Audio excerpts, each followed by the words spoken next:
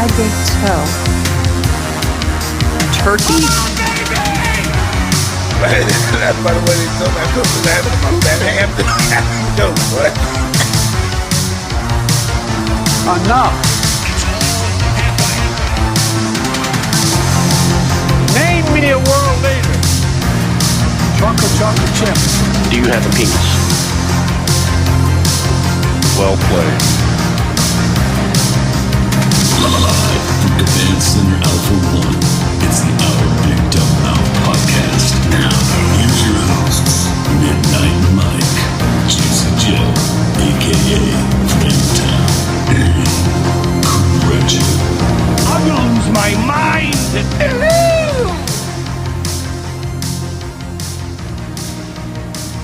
Hey everyone, welcome back to another fun-filled podcast adventure. Yes, my name's Midnight Mike, and Gretchen's over there with a tiny hat. I'm celebrating Pride Month. It's my Pride Month hat. Yes. And Clown Baby is joining us today. A little clown action. From Illinois. Yes, he's How about a little clown action, huh? there we go. Little clown action. Joe, the big gay baby, is not here today. And big gay baby. Still on a leave of absence, on a fact-finding mission, we presume. And Well, he sent me his Pride Month hat, so I'll wear that in his honor. yeah, you're wearing a little tiny cowboy hat. Yeah. Yeehaw! But Joe did send in this statement right here. If you could believe it, he took the time to send in this statement, if you can imagine. Everyone is entitled to be treated with dignity and equality, no matter whom they love or how they identify. On the International Day Against Homophobia, Biphobia, and Transphobia, we reaffirm our commitment to this ongoing work and stand with lesbian, gay, bisexual, transgender, queer, and intersex, LGBTQI+ people around the world. Jeez.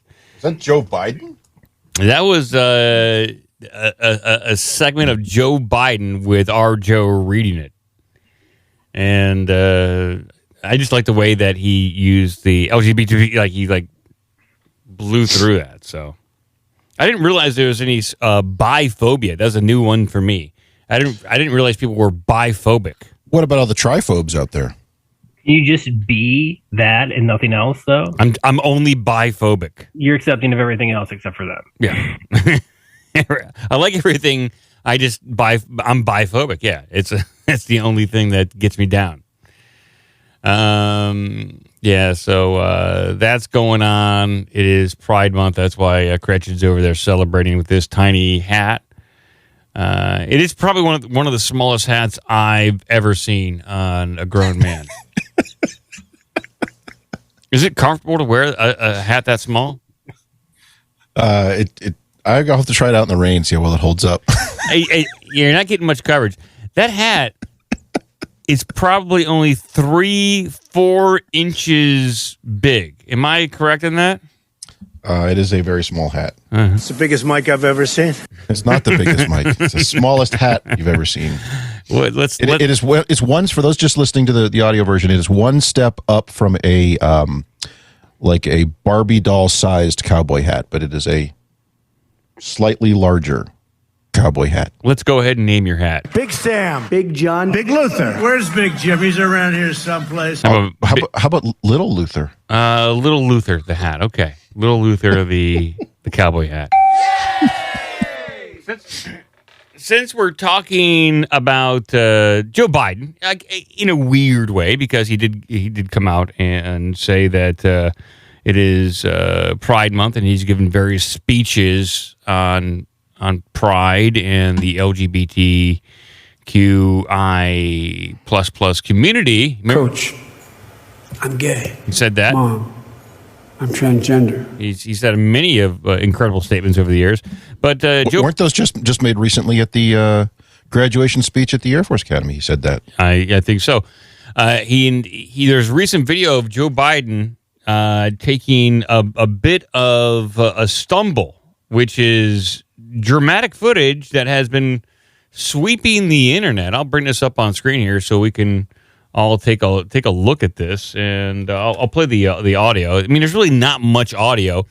He, like you said, Cratchit, he was at the Air Force Academy graduation, and he's walking away from the podium. Let me bring up the audio here, and he just just takes a horrible spill on the ground. The technical term is he biffed it. He biffed it. Here it is.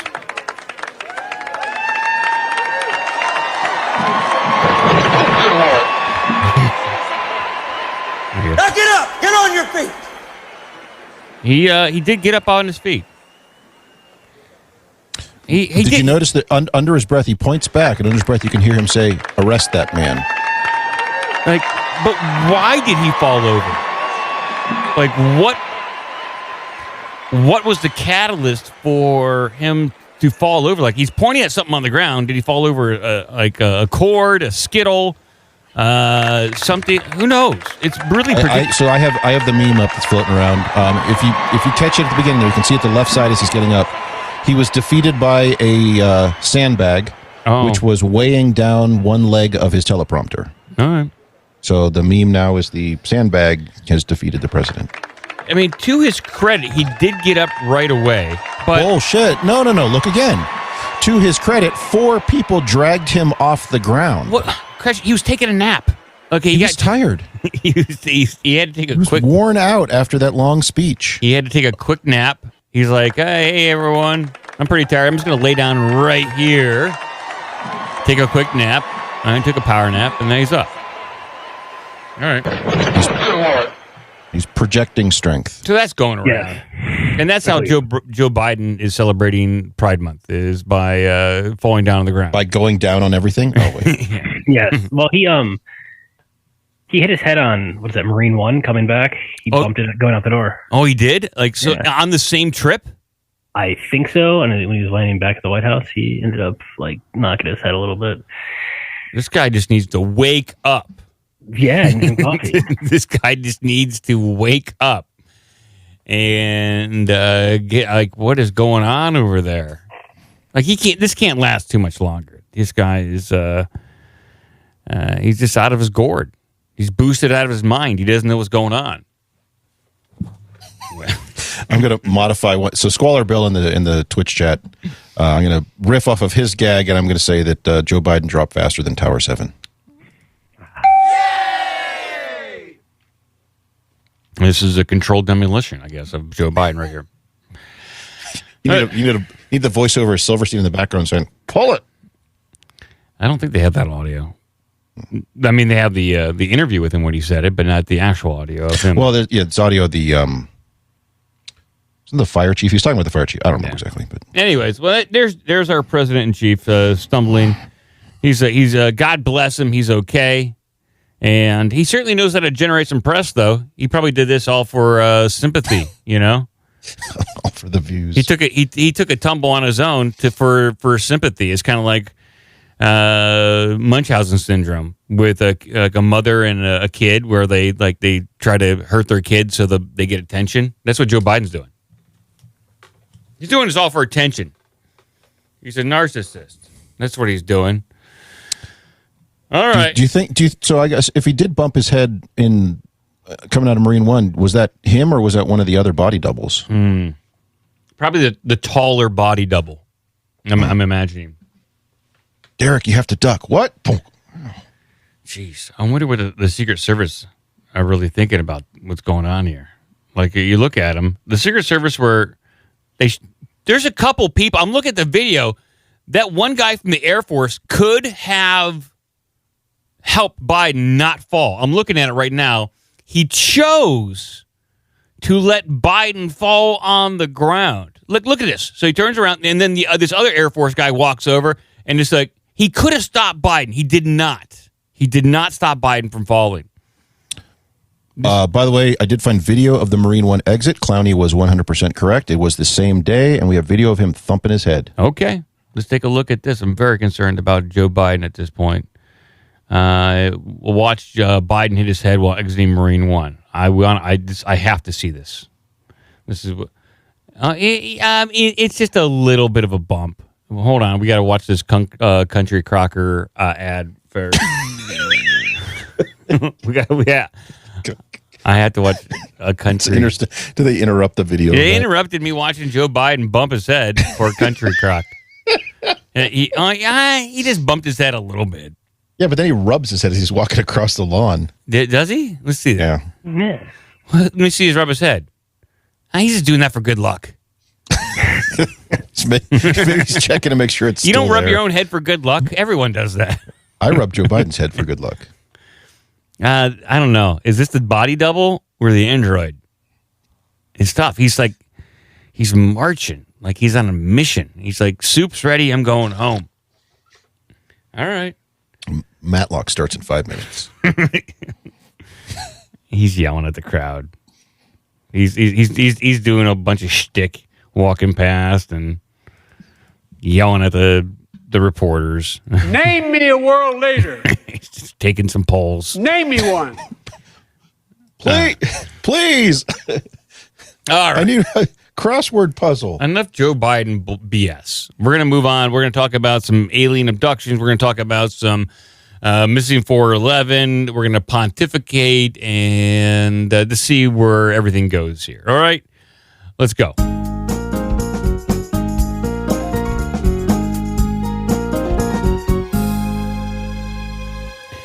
So for whatever reason, in the news, there have been a lot more news stories about cattle mutilation as of late. Even the last podcast we did a story about cattle or sheep mutilation in the UK. Before a couple weeks before that, cattle mutilation reports out of Texas. Before that, there was a few months where there are additional cattle mutilation reports on the West Coast.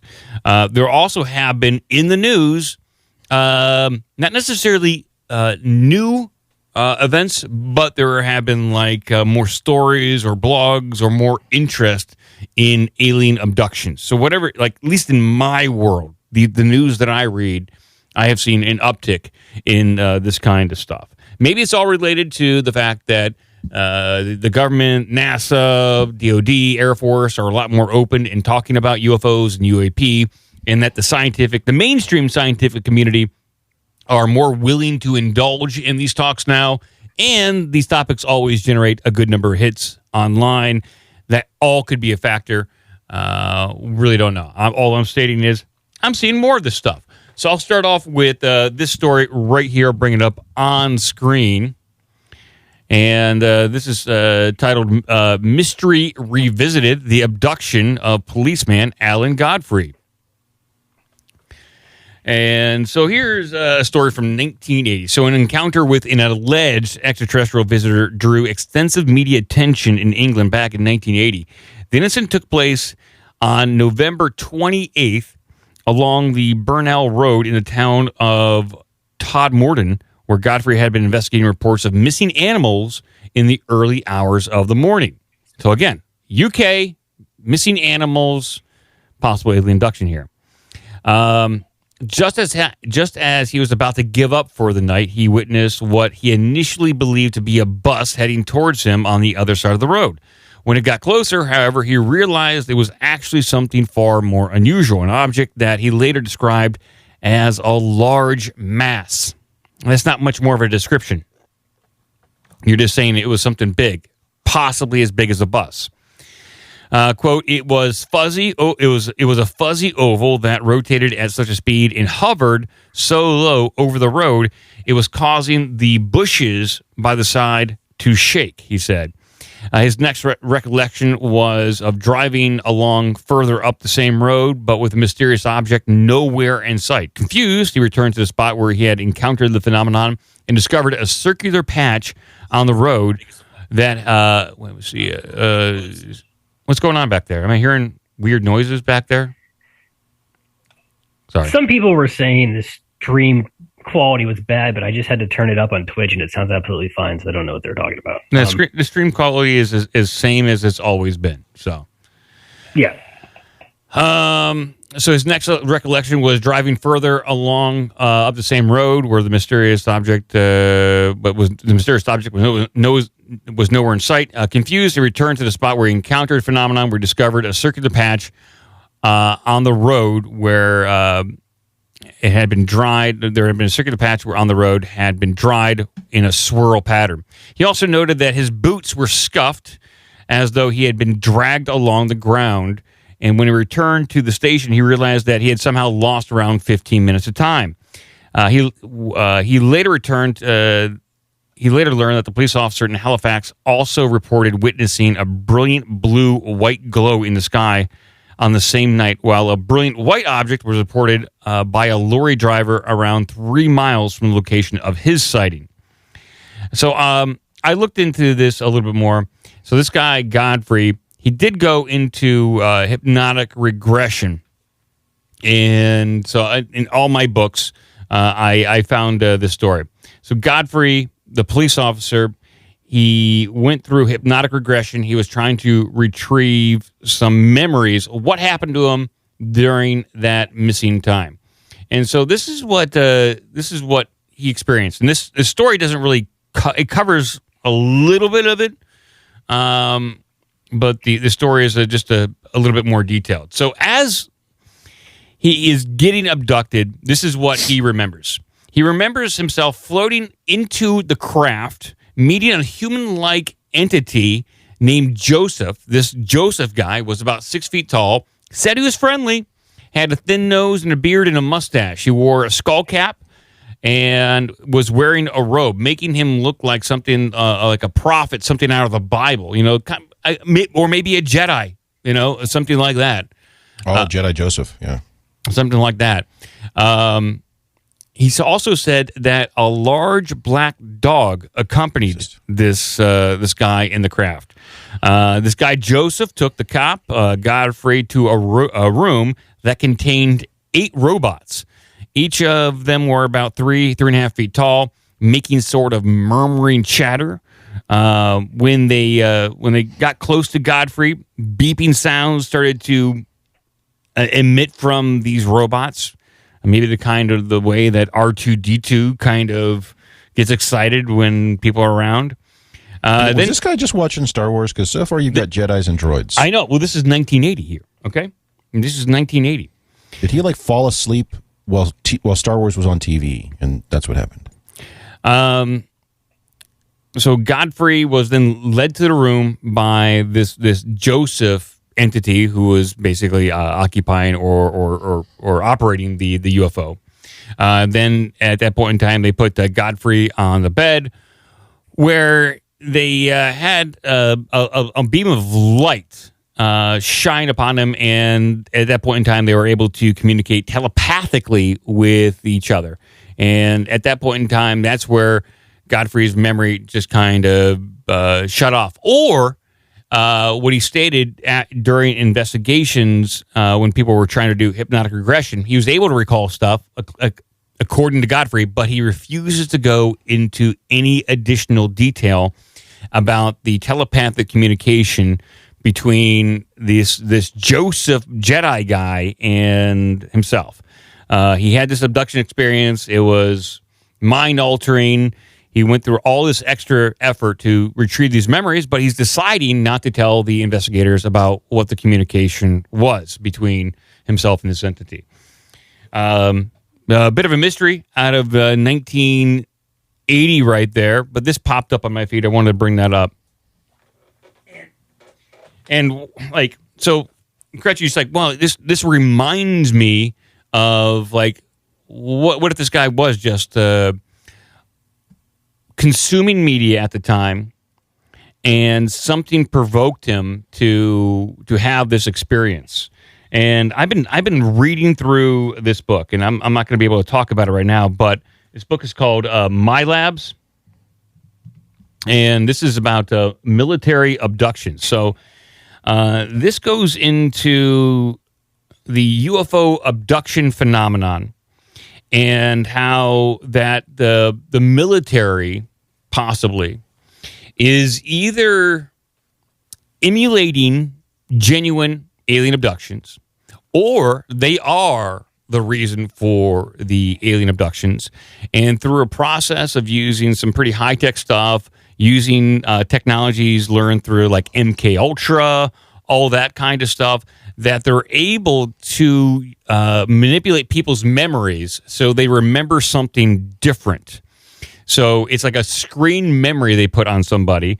Yeah, it could be like the military actually abducting people, but they put a screen memory in place so they remember it differently. Like they remember little green aliens or little gray aliens or Jedis in robes, something that they're able to attach themselves to and possibly recall if they go through some kind of hypnotic regression. They even go into this book about techniques of being able to split people's personalities for the purposes of like Manchurian candidates. And they were able to do it so successfully.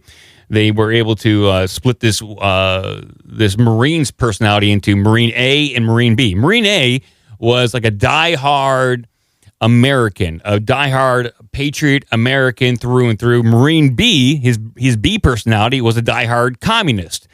And the A personality was the dominant one, but they used the B personality in order to infiltrate communist groups, gather intelligence, and if he was ever interrogated, he wouldn't break because that was his actual personality. But under when he was reintegrated back into the intelligence deposition room or deprogramming room, they would talk to personality A to get all the information to personality B. And they have so many different experimentations about experiments dealing with this kind of mind altering stuff and abductions and even things we mentioned like last episode, like the satanic panic, all this crazy stuff. And I'm like not even deep into it yet.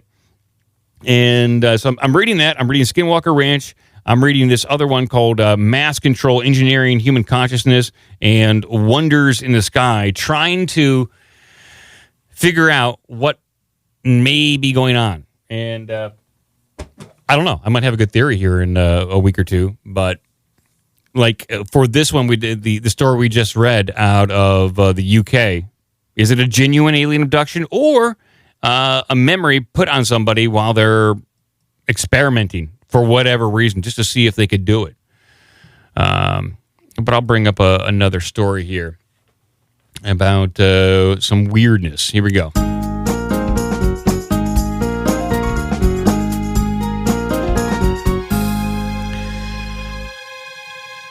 So before the show, I was asking Clown Baby if he remembered the story of a firefighter in 2018 that went missing for 5 days. I couldn't remember the guy's name. Clown Baby, you remember his name? It was Constantino. It was like Constantino Filippi. Clown Baby, he might be away from the mic at this point. I don't know. I think he got bored and left. Okay. He's on mute. Okay. But I'll play the report over here. He did find it for me. I have a video of it. Oh yeah, you got the video. Okay, yeah, I'll play the video. And so this is just when I was going through looking for like weird abductions and strange events, I was like, oh yeah, this one. And there was really no follow up on the story either. Like it happened. This guy, I guess, just dealt with it.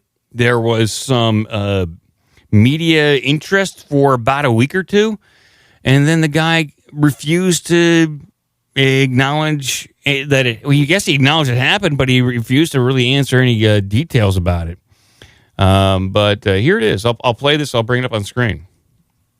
How does a man with no ID and no transportation get from upstate New York to Northern California? It's more than 4,500 kilometers as the crow flies. But that is the mystery officials are trying to solve after a missing Toronto firefighter turned up in Sacramento 6 days after disappearing while skiing near Lake Placid. It is a real welcome relief. You know, quite frankly, I'm just happy I don't have to speak at another firefighter's funeral. A relieved Frank Remignano, president of the Toronto Firefighters Association, but still at a loss to explain what happened to 49-year-old veteran firefighter Danny Philippidis. He was skiing at Whiteface with some friends last Wednesday and simply disappeared, only to reappear in Sacramento today. Have you heard anything about how he ended up there? It's a very unusual story. I know that they've not been able to get a lot from him. He does seem very confused. Philippidis had gone on a run on his own, and that was the last time he was seen. Now, in the days that followed, mountain search teams, along with police, Homeland Security, and dozens upon dozens of Toronto firefighters scoured the mountain for thousands of hours. Remignano says he can't thank the American searchers enough and is proud of his coworkers. These individuals traveled 7 hours. Their days off, they had people work for them or they used vacation time. And we used the word brother and sister in the fire service. I think they illustrated what it was. With that thorough search, though, Remignano says he started to believe the 28-year veteran might be alive. And of course, that proved true today. Philippidis was picked up by police after he called his wife and used a pet name for her. When police arrived on scene in Sacramento, he was disoriented and taken to hospital to be checked out. Remignano doesn't know if Philippidis has a history of mental illness, but wonders if a head injury while skiing may be to blame. He was basically in just ski attire. It's totally plausible what happened, and he got confused and somehow made his way to California, probably trying to seek some shelter. Philippidis didn't have ID or use a credit card, and may have ridden there in the back of a truck. And while much of the past week simply remains a mystery, Remignano says they are simply glad he is alive. Any indication when he'll be coming home? I don't know at this time, no. I'm sure they want to make sure he gets the medical attention he needs, and then hopefully we'll go from there. And we may learn more once Philippidis sits down with New York State Police. But until then, his disappearance and reappearance remain a mystery. So there you go. New York to California in 5 days. No ID. Paul Rudd. Card. Oh, my God. Really successful. Is that Howard Stern? Yes. Paul Rudd, I suppose that it is obviously it's possible to travel the country in that amount of time, but I would imagine you'd have to be a fairly experienced hobo to do that. Just to ride in back of the truck during that time of year, to find some food, to make sure you don't starve, to make sure that you find water, to know where to sleep, and to do that in 5 days, which would probably what would take a normal truck driver to do. So was he just like sleeping in the back of the truck the entire time? And what they didn't include in there is that I remember him getting a haircut at a certain point in time. May have. He said he may have gotten a haircut. And I remember David Paulides talking about this, and that there was some news reporters in Canada that tried to do a follow-up, and he didn't want to talk about it. He didn't. He had no comment. Maybe he doesn't have memory. He's not curious about what happened to him. Who has no comment? Guys, it's 5 days of your life, and you have no interest about what happened and how you got from point A to point B. So let's say it was just a mental lapse or there's some sort of mental problem. Wouldn't you want to figure that out? Wouldn't you want to figure out what happened to you? I think so. You'd imagine. At least you'd probably have a comment on it, other than no comment, like it's some kind of political scandal or something. Yeah. He didn't do anything wrong, for crying out loud. Oh, no. You got a barking dog. How many dogs you got over there? Three little puppies. Oh, my God. Wonderful. What kind of dog is that? Maltipoo. They're just wonderful. You said, what kind of dog is that? I say it's a Sheen dog. What other kind of dog would it be? There are 3 Sheen dogs, and then I think they've calmed down, maybe. Okay. Well, I found this other kind of similar story about lack of memory and unsure. This person in this story is unsure about how they got from point A to point B. But this one's a little bit more detailed. This is from 2007, and this takes place in Atlanta, Georgia. So right around it starts in the evening. So during the evening, The witness spent most of the afternoon attending campus events at Georgia Tech, where he was in his 4th year. He was accompanied by a few friends who, like himself, were biomedical engineering majors. He was looking forward to continuing his graduate studies at Duke University the following year. Around 8 p.m., they had just finished eating dinner at a local restaurant and decided to go to a friend's dorm to watch TV.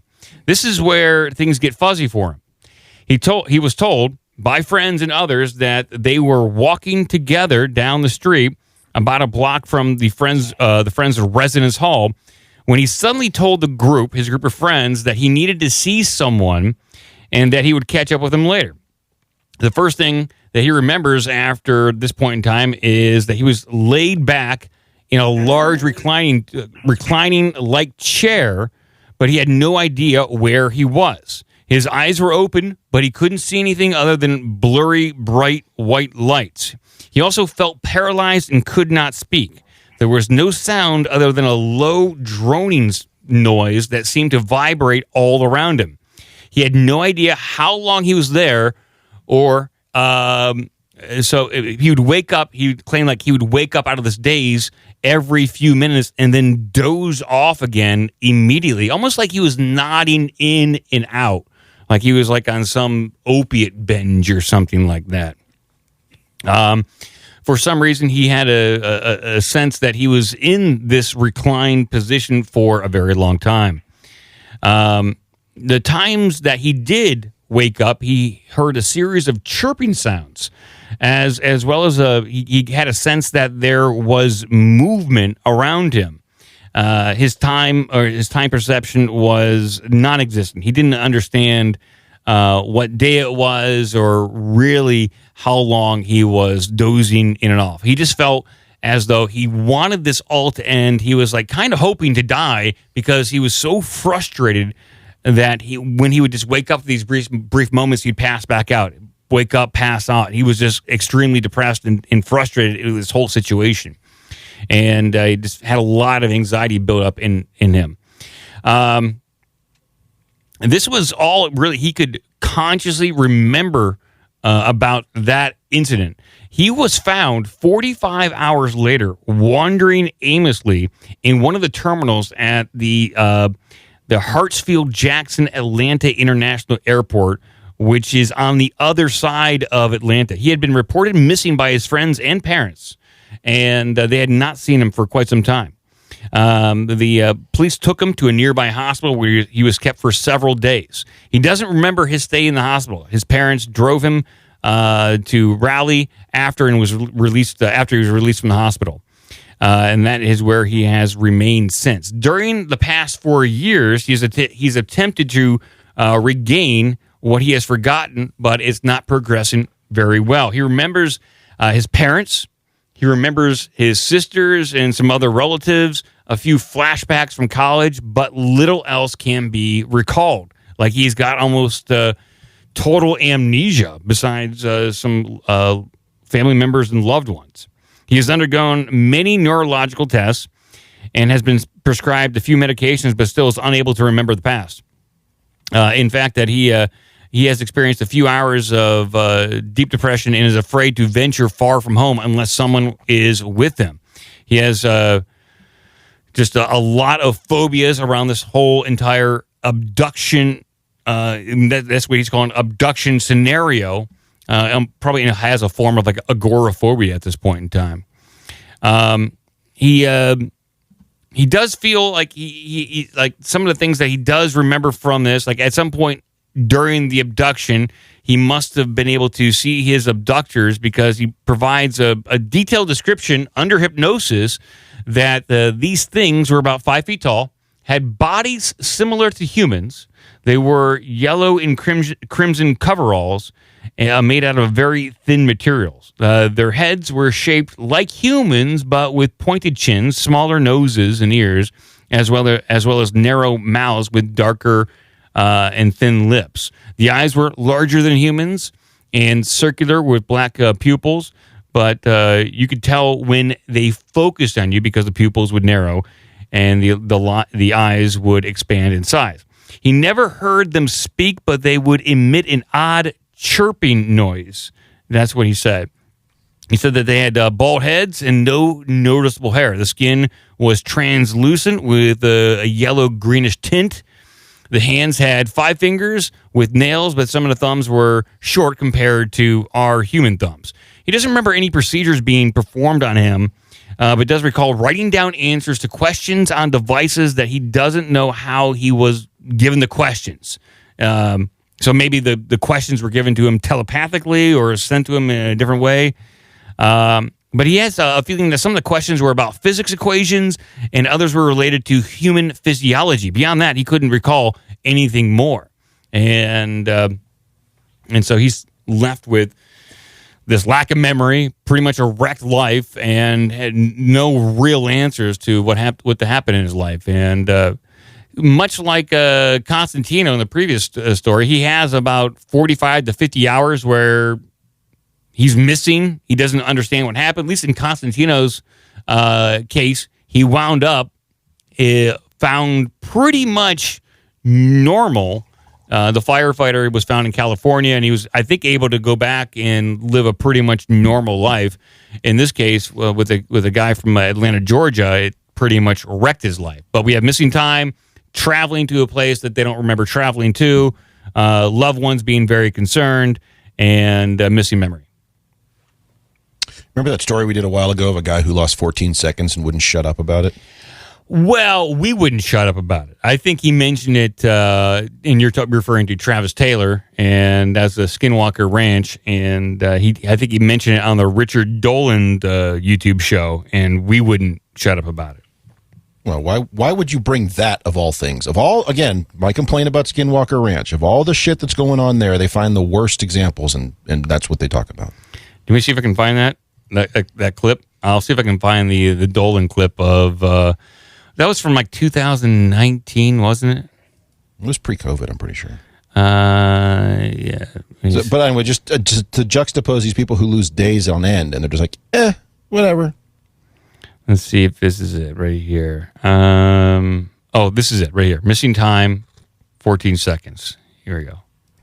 Like I said, when I first started, I was afraid I'd be out there for 4 months and not find anything. Mm-hmm. But instead, I was out there for 4 months, and I need another 4 months at a minimum just to even understand what I saw in those 4 months.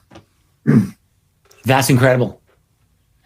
It was pretty amazing. And one of the things that they did tell me I could say, I'm not going to say much about it except that there are 14 seconds of my life that's missing, and we have that measured with instruments and documented. And we can't figure out where I was for 14 seconds. But I know where I was, and I told them what happened, but none of the instruments saw me during this time. What is that? Okay, that is fascinating. And this is, I assume, why you want to get into time dilation or time measurement. Yes, it is one of the reasons. So is it possible that you disappeared for 14 seconds? What do you think? Well, I remember I have perfect memories and recollection of what I did for those 14 seconds. Mm-hmm. But all the cameras and things do not show me doing these things. So I'm going to, you know what? I'm glad you brought that up, Kretschy, because I'm going to tweet that clip to Travis Taylor to see if we can finally get a comment on that, because that was stated, I believe, in 2020 or maybe in 2019, and we do not have a follow-up on that. And if there is time dilation... They could get 5 or 6 episodes out of that. Easily. Now, maybe they just misremember some stuff. Maybe they found the footage. Maybe they actually found the footage. So they just kind of like, we'll brush that aside. We were wrong about it. But they should at least comment on that. And we'll figure it out. You know what? I will after the podcast, I will tweet out that clip to Travis and see if we can get a response. Like, did you ever find those 14 seconds? I'm curious about that.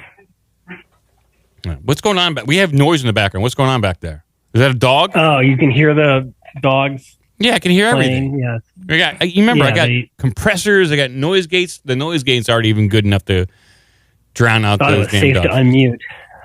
They just play and play. They're like, I don't know. What are they playing with? Over a year old, and that's what each other in a non-sexual way. All right. Oh man, barking and playing. Okay. I don't mind a little dog ambience. That's fine. It adds to the spice of life on the podcast. Poppy just laid down, so she should be calming down, hopefully, until they bark at me and want to be in my lap. All right. They're very demanding. So yeah, that's what I got like on missing time and abductions. It's all a bit fuzzy, and as I read through the My Labs book, I'm going to be making notes because My Labs is all about the idea that much of the UFO phenomenon is a psychological operation performed upon specifically the American public, but the world as a whole. You know, in an effort to to obfuscate what they're building through black budgets and secret money and secret space programs, or two, also to use the American public and maybe even the UK public as guinea pigs for their experiments. So I'll be digging into that. By the way, if you want to stay on the same topic, I dropped one in Carrot Shop of a guy in Texas who went missing for a week, and this was just in the last couple of days, so this is brand new. All right. It's the Houston Chronicle story in Carrot Shop. Yeah, missing Woodlands man Colby Richards found safe, Montgomery County Sheriff Office says. Okay, let's. Why can't I scroll down? It's not allowing me to scroll. Come on.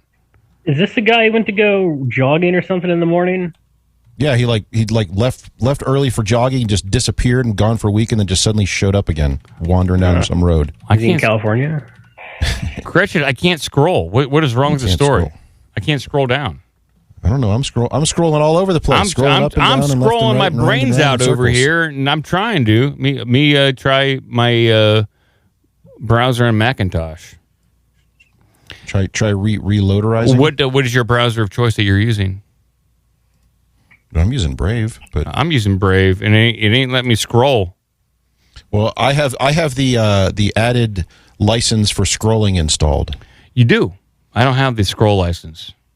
I can pull an archive of this if maybe that'll help. Yeah, because I'm unable to scroll. Give me a minute. That is weird. Your computer sucks. That's why I'm buying a new one. Problems. I'm getting a new computer just so I can scroll. Scrolling. I want to be able to scroll stuff.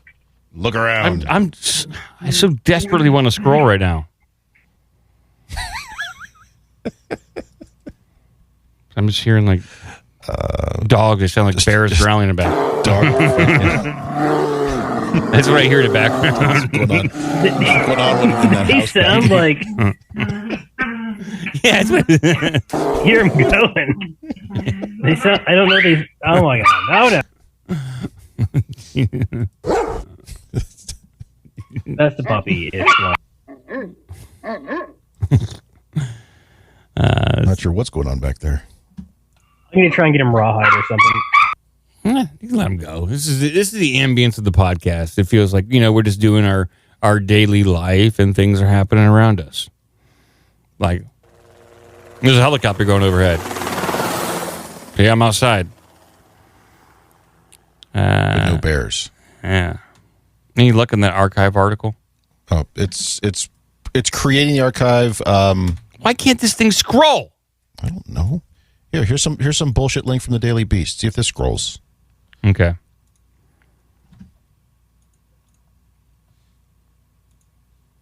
Daily Beast scrolls. That's scrolling? It scrolls. It scrolls like nobody's business. This is great. This is great. What a wonderful day. Texas father found 10 days after disappearance sparked nationwide search. Yes, Colby Richards, 31. He's a 31-year-old father who went missing from his home north of Houston, has turned up alive fewer than 3 miles from his home. Police have found a missing Texas father 10 days after he seemed to have vanished into thin air, kicking off a desperate search that attracted followers across the country. At the crack of dawn on May 24th, 31-year-old Colby Richards, the father of 2 children, disappeared after walking out of his home near Houston, leaving behind his phone and wallet. His disappearance sparked a frantic search by local authorities and volunteers that attracted thousands of followers. So were thousands of people looking for him, or were they just interested in following him? No, there were thousands of people following him around in the woods. Oh, okay. Well, no, it's just that's a poorly written sentence. Okay, well, I was following the story. Okay, well, thousands of people were following the story. They weren't actually searching for him. They weren't actually down there following. Like, I'm interested. If they find him, let me know. Exactly.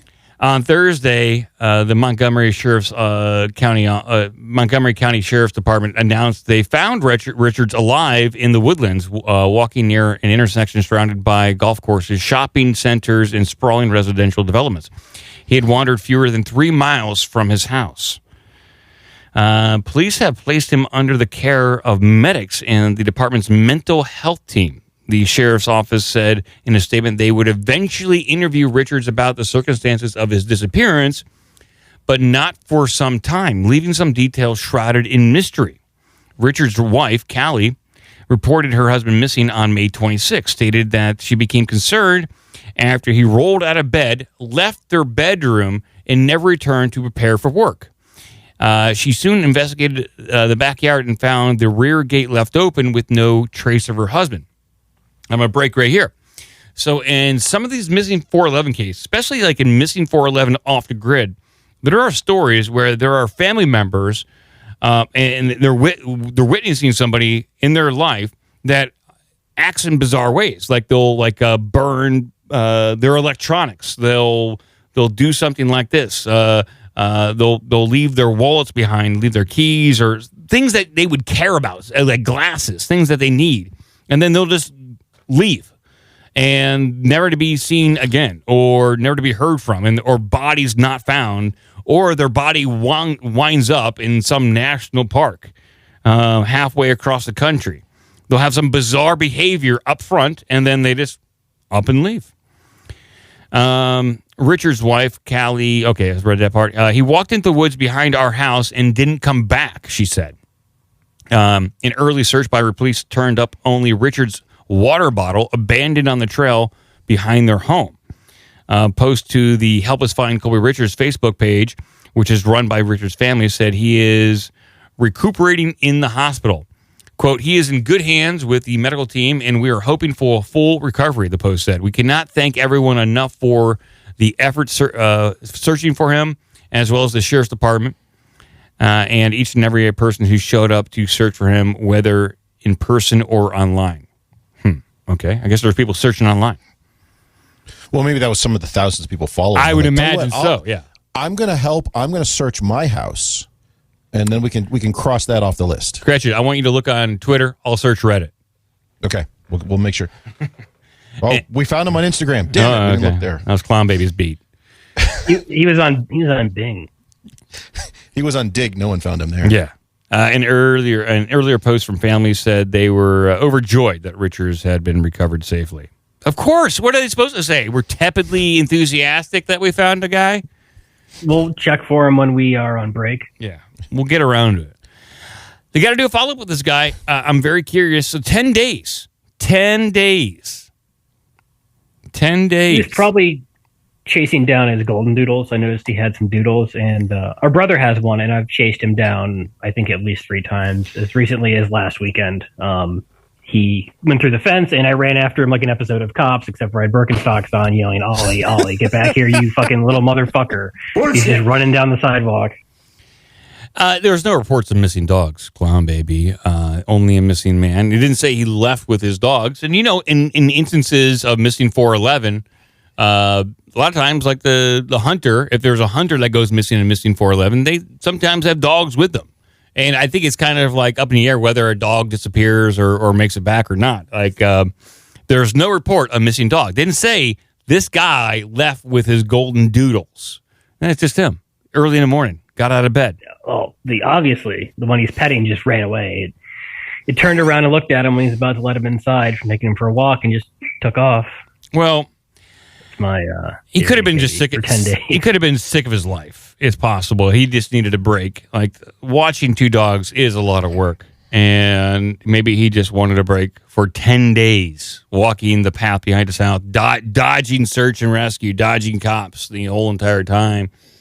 Feeding, going out behind, Burger King and eating out of the dumpster to just make ends meet and try to sustain yourself in some way. The Burger King dumpster is pretty awful. It's a downgrade from Taco Bell or McDonald's. You don't want to eat Taco Bell dumpster. You want a Burger King dumpster or McDonald's dumpster. That's where you want to go. Taco Bell. There's no difference. Do you think this guy maybe has like a secret forest family and he had to go be with them for a bit? His kid was graduating or something. I see. Like, so he has a second family, and that's where he's living a double life. I can see that. Okay. Yeah. Well, for 1 week, and then he got kicked out of that house too. Sure. He's constantly going missing in someone's life. Like, oh my God, like his second family is like, now he's missing. Now he goes missing for 10 days. He's been gone for years. He's back for 10 days. Now you're leaving again. Yeah, maybe he's pulling a prank like that. But I'd like a follow-up on this. I doubt we're going to get one. Just like I'd like a follow-up on the firefighter from Canada, where there's really no follow-up on that. Where are those days? What happened during those days? And it's frustrating. Bullshit. It is very frustrating. Maybe he simply had to ride shotgun for someone who was trying to deliver a whole bunch of beer from Atlanta to Texas. Oh, right. He's going on like some kind of cannonball run. Is that what you're saying? No, Smokey and the Bandit. Smokey and the Bandit. Not Cannonball Run. But okay. All right. Well, that's... I didn't expect you to have that story. That was very Missing 411-esque. Okay.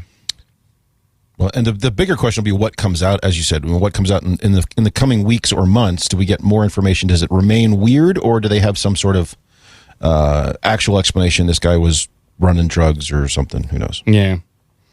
I doubt he was running drugs. He was like dehydrated.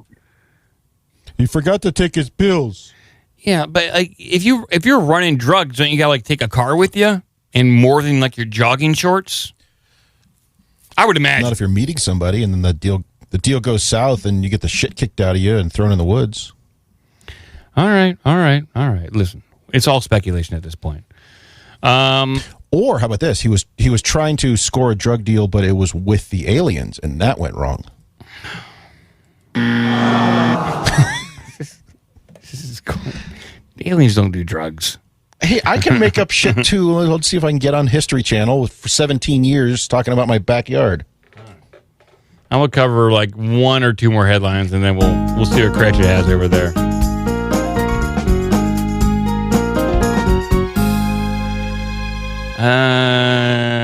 Let's see here. I had a dog lay hot turd, so I'll be right back. It's bullshit. All right, he's checking out. So, well, we're on. That's also the last words of that guy before he left his house in the morning. Well, we're on missing people. Here's a headline here: dozens of kids vanish in Cleveland area.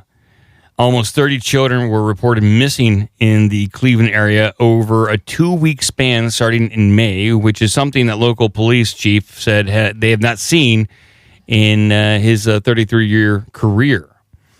So the police chief said, who also serves as the board president of the volunteer nonprofit Cleveland Missing, told Fox News that the number of 12 to 17-year-olds reported missing has remained at an unprecedented level throughout the month. There's always peaks and valleys with missing persons, but this year it seems to be an extraordinary year. So I read this story. They're attributing these missing kids to most likely runaway situations, but they don't know. They're just taking a guess that these kids are just running away. They don't know. Could be abductions. Could be anything else. Are these kids missing and still missing? Or are they missing and returned or recovered? Missing. That's what they're saying. They don't know what happened to these kids. 33 kids in 2 weeks in Cleveland. They have no idea. Reported by the families or reported by somebody else? The reason I ask is because with the recent years of like doing virtual learning and all that stuff, you have tens or if not hundreds of thousands of kids who are no longer going to school, and they come from broken homes where they're not They don't have like a stable living around you. situation. So when these kids don't show up to school and no one's seen them, they don't know, are they living with somebody else? Are they in a different town now? They just don't know. Well, yeah. So that's what I'm wondering. Are these ones reported by the family? This kid is missing, or is this like the school district's reporting it? Well, so far the article is unclear. They say, for some reason in 2023, we've seen a lot more than we normally see, which is troubling in part because we don't know what's going on with some of these kids, whether they're being trafficked or whether they're involved in gang activities or drugs. Or gang trafficking. They just don't know. It's more likely a majority of the cases are runaways versus abduction, they said. But young teenagers are naive and susceptible to predators who are wolves in sheep's clothing. Their disappearances do not make the news unless it is an Amber Alert, and their stories are not being shared on social media. And nobody pays attention to those Amber Alerts anyway. They are really annoying, aren't they? Sometimes they're really not even for like... I've gotten them before, and it doesn't seem like it was actually an urgent matter. When they first started firing them off on your phone, I turned them off immediately. Yeah, it's just... So, yeah, just more missing people and missing kids, and they don't know why. They're just taking their best guess. That's it. I just wanted to bring up that headline real quick before I move on to the next one. I mean, just to really bookend our abduction / missing people segment here, but I'll move on to something else.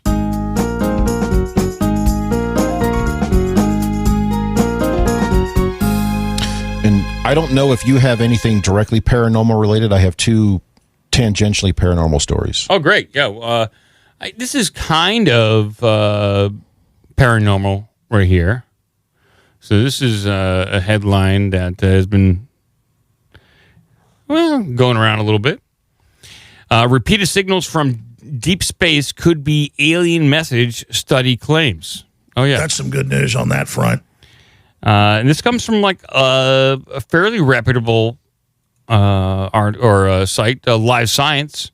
And the Live Science headline is repeated signals from the center of Milky Way could be aliens saying hello, new study claims. So they're just saying hello. Like Lionel Richie? Yeah. Saying Hello. Yeah. Oh, the other one. There. It could be. Yeah. Hello. So here's the article here. So if there's someone out there trying to communicate with us, we have yet to pick up their signals, as far as we know. But now a recent study published by the Astronomical Journal, that's my favorite journal, has outlined a novel new strategy designed to detect what could be messages sent by intelligent extraterrestrials. Headed up by Cornell University graduate student RFKjr.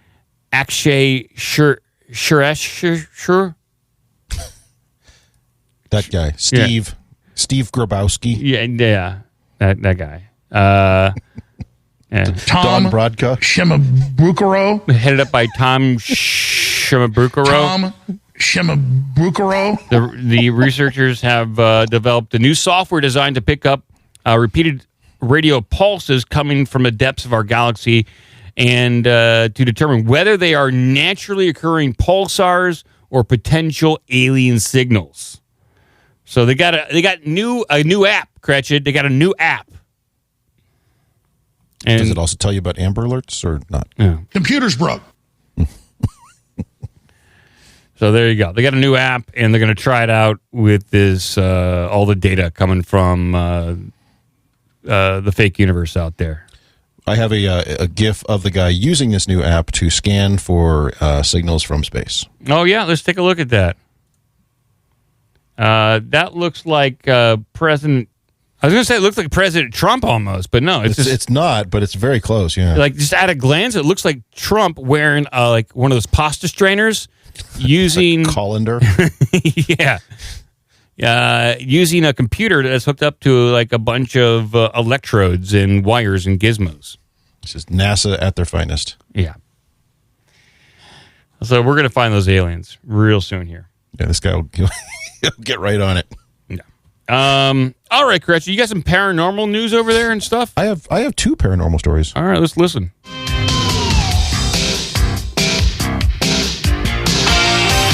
Yes. All right, so the first one here is not as goofball-y as the second one. This one is from presidential candidate RFKjr. talking about how he likes to have deep meditation time and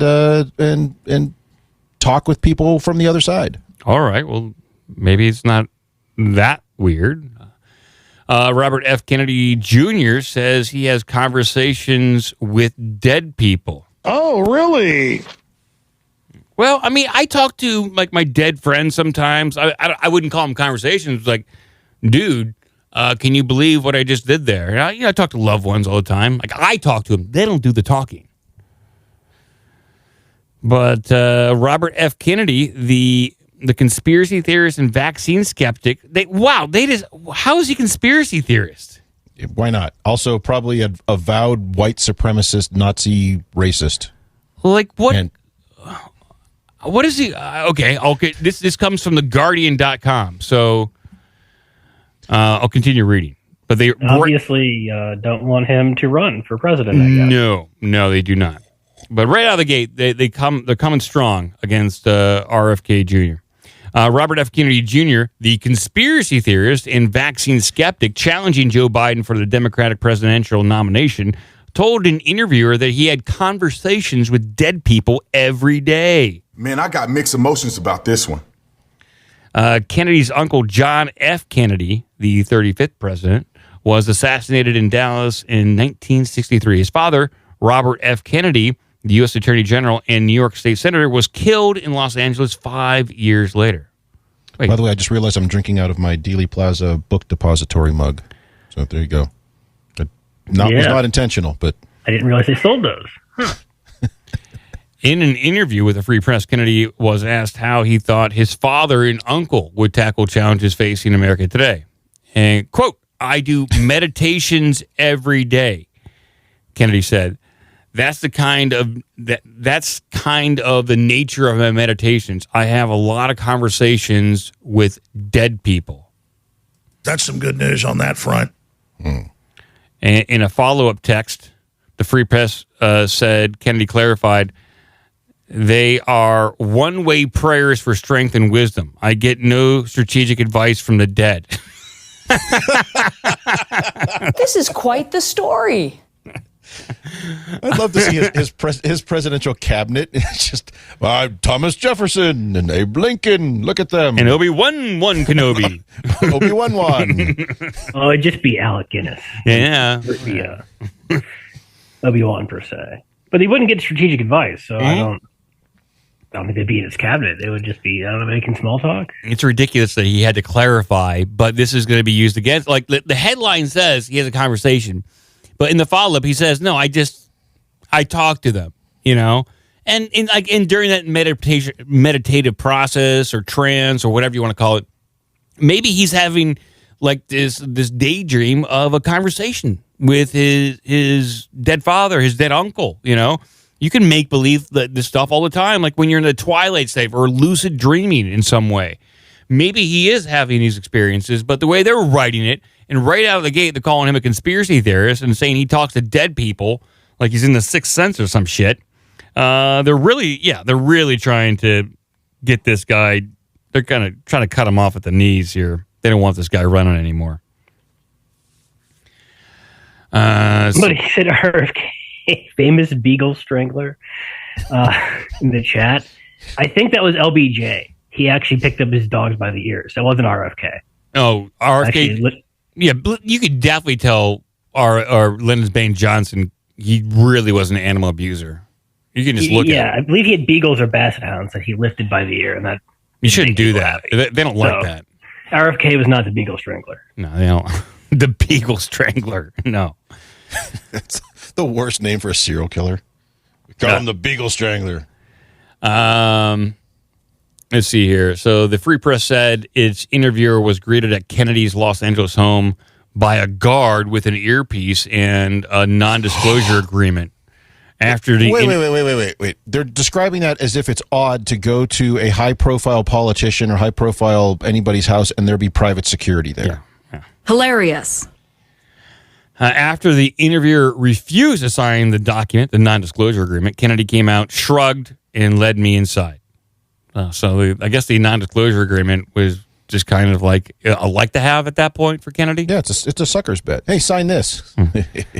Describing Kennedy's gilded but tragic family story, the Free Press noted that he thinks his father was probably killed by the CIA and his uncle, definitely. Okay. Maybe is that why he's the conspiracy theorist? Because he believes what probably half of America thinks? And didn't the CIA themselves come out and say that they kind of knew about it and did nothing? Who knows? I acknowledge that mistakes were made here. It was a mistake that they killed both of them. Mistakes were made here. They did it, but, not wittingly. They didn't. We were just firing into the air in their general direction. Yeah, we were just kind of shooting up in the air in celebratory fire, and it just so happened to land in the most high-profile people in the United States. The site also detailed Kennedy's transformation from environmental campaigner to vaccine skeptic and conspiracy theorist, the process accelerated by the COVID pandemic. So they have a link to conspiracy theorists down here, like why they're calling him a conspiracy theorist. And it links to another Guardian article titled Instagram and Facebook Suspend Robert F. Kennedy Jr. Anti-Vaccine Group. And that's why they're considering him a conspiracy theorist, because he's anti-Big Pharma. Okay. Let's see here. And so, yeah, I don't know if I want to read the rest of his hit piece. No, I just thought I'd bring it up about the meditation thing. It is, and it's quasi-paranormal there. And it's not out of the realm of my, my line of thinking and what I believe. So if he can get good advice from JFK and RFK, his father, good. We need some good advice. He's looking for it. We need some of that. If ghosts can help this country right now, bring on the ghosts. Do you think it's also fair that if he gets advice from his father or his uncle, but it's bad advice, can he blame them? Oh, absolutely. That's one of the benefits of taking advice from ghosts. They're also good scapegoats. Scapegoats? Scapegoats. So we'll soon have a clip of him saying, mistakes were made. My uncle gave me bad advice. Yes. A serious mistake was made. Got bad advice from a ghost once. Never again. All right, let's get the other one over there.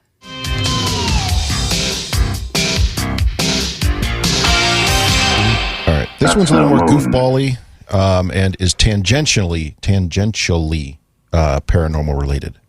So we're really gonna have to look for the paranormal in this. No, the paranormal comes right out, but it's not really what it seems. Okay. Is there a news? Oh, there's a news clip here. There is a news clip. Okay, I'll get the audio ready. Here we go. He only had a bathing suit on, no shoes or anything else. He only had a bathing suit on. A guy wearing nothing but a bathing suit barged into a Fort Myers home last night. But the camera isn't the only thing that caught him in the act. The family was just eating dinner inside. Only NBC2's Gage Golding is local for us tonight off McGregor Boulevard, speaking with that father who confronted the intruder. Here at the McCaslin household on Shadowley Road, it was all but a typical Thursday evening. We were eating dinner with myself and my two daughters, and we heard a noise at the door. Oh, but nobody was knocking. Instead, this random man was inviting himself in for a bite to eat. Okay, Brian got buddy. up from the table and found this guy standing right in his living room. He was in the house. He started telling me that he was a ghost and that I shouldn't be able to see him. That's right. This guy thought he was a ghost. He was shocked that I could see him. Thought he was walking around and that nobody could see him. Brian is barely able to believe what he's seeing. I could tell his behavior was not normal. Who knows what this person might do, if they had a chance to think. After causing this scene inside, this guy who claims his name is Kevin came running outside to where a crew was cutting down a tree. He hopped up in one of their trucks and locked himself inside. So at this point, this man barged into Brian's home, He thinks he's a ghost, and now he's locked inside a tree crew's truck. I think it's all wild. After coaxing the man for a while, the tree trimmers were finally able to get him out, where he then took off wearing nothing but his bathing suit. He was definitely something. Brian called the Lee County Sheriff's Office, who filed a report. He now wants deputies to find the man, but not to press charges. Hopefully we can find this individual and get them the help that they need. I'm reporting local tonight off McGregor Boulevard in Fort Myers. Gage Golding, NBC2. So I'm going to guess that, I don't know for sure, but this seems to be like a TikTok kind of thing now. Like there's a lot of TikTok pranks going on. Well, I didn't see, like in the Ring video footage, this guy didn't appear to like have a phone with him or anything like that. He was kind of like laughing and giggling, way too much laughter while ringing a doorbell. Never trust anybody who laughs that much while ringing a doorbell. But I've read stories like this where for TikTok pranks, people will just film themselves walking into people's homes, sitting down, and just going about their day. And their excuse is like, oh, I'm meeting someone here for a study group, or I thought this was my friend's house. And then they make a real nuisance of themselves while the homeowners try to get these people out of their lives. Well, the guy in was it Kansas City got shot doing that, and then of course they want to put the homeowner up on charges because he's defending his house. Mm-hmm. In this instance, it's even more difficult because how do you ask a ghost to leave your house without a seance? I'm not saying that this guy was a ghost, and if he was a ghost, he was a full-bodied apparition, not translucent at all. It seemed like just a regular black guy, shirtless, looking for some food. Invited himself in, and then he locked himself in a truck, which is what ghosts typically don't do. If I was the homeowner in this scenario, and this guy came in and said, "You can see me, I'm a ghost," I'd say, "Well, I don't see you. I just see floating swim trunks walking around." So, if he's going to be a ghost, he should have been fully naked. Yeah. Right? Yeah, prove it. Walk through that wall. Ooh. They should have played along. And honestly, just start running from the room screaming. Yeah, screaming and call the cops that there's a ghost here. And call the Ghostbusters. Call the Ghostbusters. Call somebody. And really make a big stink of it. Yeah, it's tough to tell if this guy is a deranged TikToker or just a deranged normal person. I don't know. Probably both. All right, what else you got over there, Cratch? You want to do some more news? Let's do another one. All right.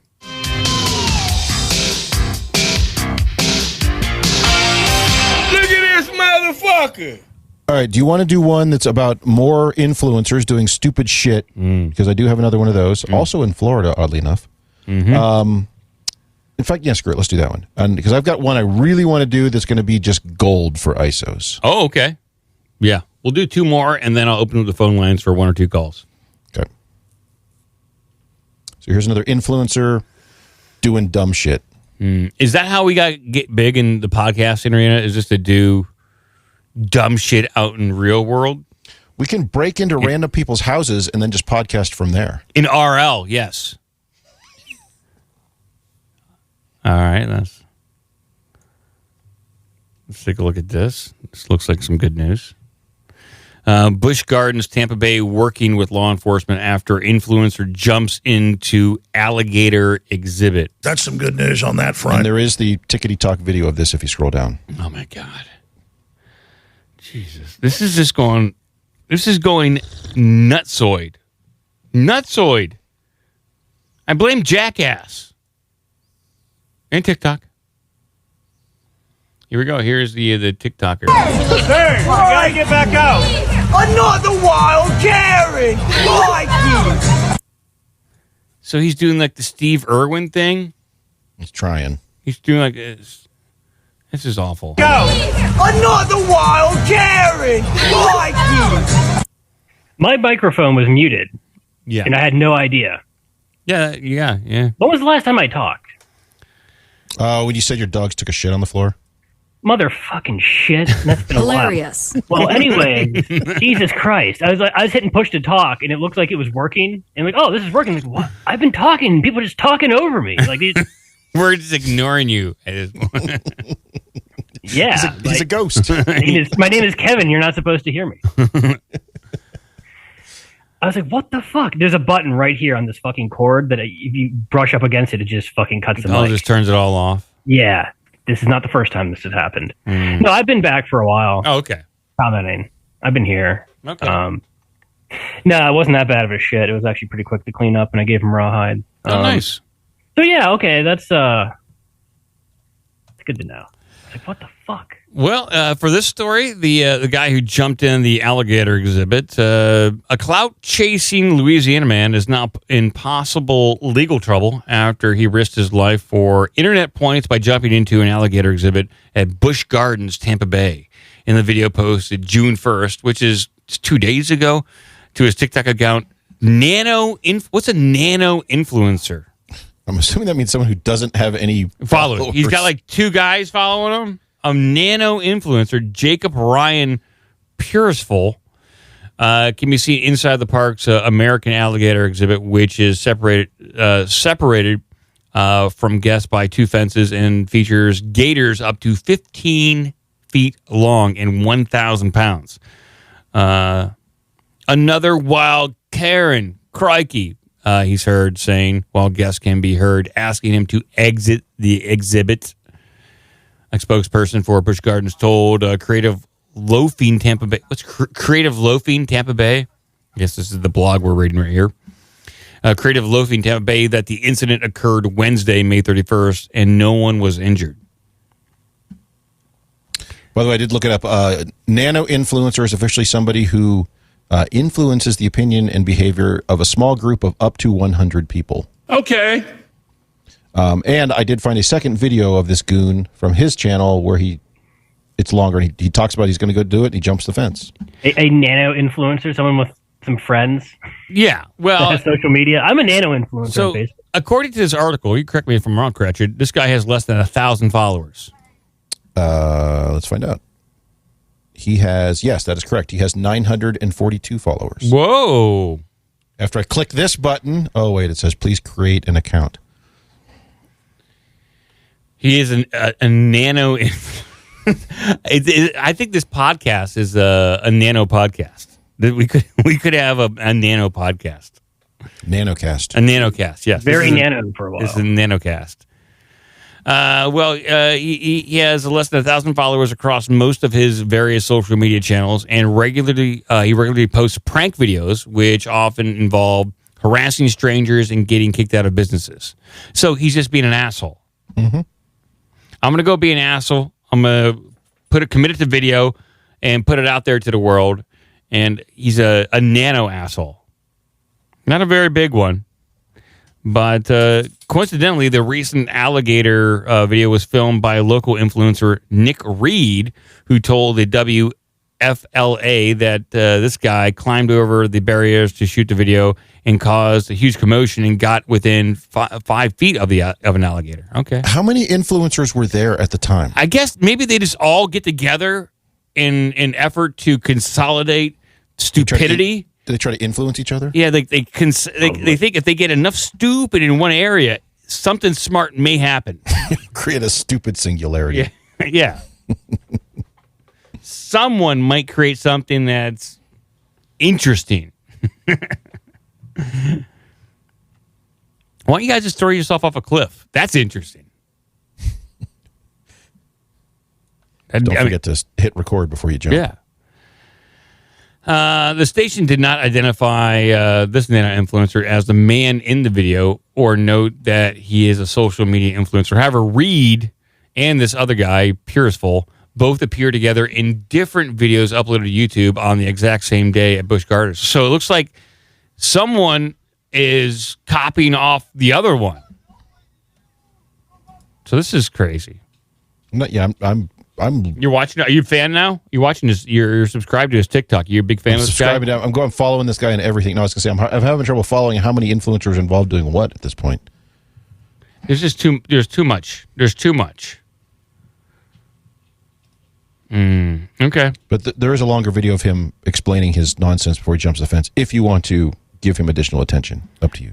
Yeah, we need to grow his nano influence. I like his channel. I love it. You think if we get him enough followers, he'll no longer be a nano-influencer and he'll have to just be a plain old influencer? Yeah, just a regular old influencer. Boring ass influencer. This video currently unavailable. It worked for me. I don't know. Something's going on in my browser. I can't scroll, and I'm having browsing difficulties. If you go to his main, maybe you have to because I linked directly to it, and maybe you're not supposed to do. I'm going to. His name is called Sneaky Jupa. Yep, I love. And it's the first video there. You can see him standing in the woods. I don't see that. I just see some overweight lady yelling at somebody. Really? Weird. Okay, well, screw the tickety talks. I don't know how it works. All right. That's why you're a nano-influencer, dude. You got to get your shit together. Well, his video where he jumped over almost has 500,000 views. So he's doing something right. Probably paid to have it promoted. Maybe. Paid China. Oh, boy. Okay. Enough of this craphead. All right. We got to run one more here before we take calls. Okay. We'll defeat you and your goddamn robot. I also have a story after Crutches, a local story. Well, how about we come back with that one? We're going to take a few phone calls after Crutch's story, do a few phone calls, and come back with yours, Clown Baby. Sounds good. All right, this story is here purely because of the video of the guy trying to explain it. It is just gold for ISOs. You may want to go back and pull whatever you want out of this. Okay. I don't know what's going on here, but we are set to enjoy some. Is this a commercial, you think? No, it's a news story. All right, here we go. This is a news story. Actor Uncensored. When my producer sent me this topic, I had to stop my lunch. I just couldn't eat anymore. It's a male hygiene problem or issue called Gooch Grease. I was like, what the hell is that? And after Googling it, I was bothered, victimized, bamboozled, led astray. It's described as a culmination of lint, sweat, and dried up pieces of feces between a man's butt and balls. First of all, who are these men? But the problem is so bad for some men, according to some reports, they now have to use women's maxi pads to stop the mixture from messing up their underwear. It's a mixture now. Let's get into this. Joining me to talk about it, I don't want to get into this. Yeah, we're going to get into this. Influencer Bevan Biggers. Hey, Bevan. And media personality KG Smooth and comedian and sports journalist Barry Laminack. Hey, did you just jump over a fence and wrestle alligators? I don't know what to do. But Barry, when you walked in, you dropped this. No, he's showing him. It's a tampon for men. It's clean. This is a tampon for men. What's a maxi pad? It's a maxi pad for men. So Barry, have you ever heard of this before? You know, I mean, look, No. not really. I haven't heard of it by that name, but there's some foul dudes out there for real. You know what I mean? I agree. Dudes that it's kind of disgusting. I will say this, man. As you get older, you get bigger. See, y'all don't have to worry about this, but as you get older, you get bigger, you sweat more. It's real simple. If this is a problem for you fellas, you don't need. I feel gross touching that. Maybe just hit it with some baby powder. Yeah, you don't need to buy maxi pads for yourself. Just take a shower.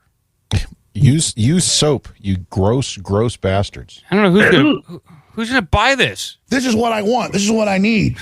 Just do a good job of wiping your butthole, and you shouldn't have like a swamp of shit and sweat in your butt crack. I'm in too big of a hurry.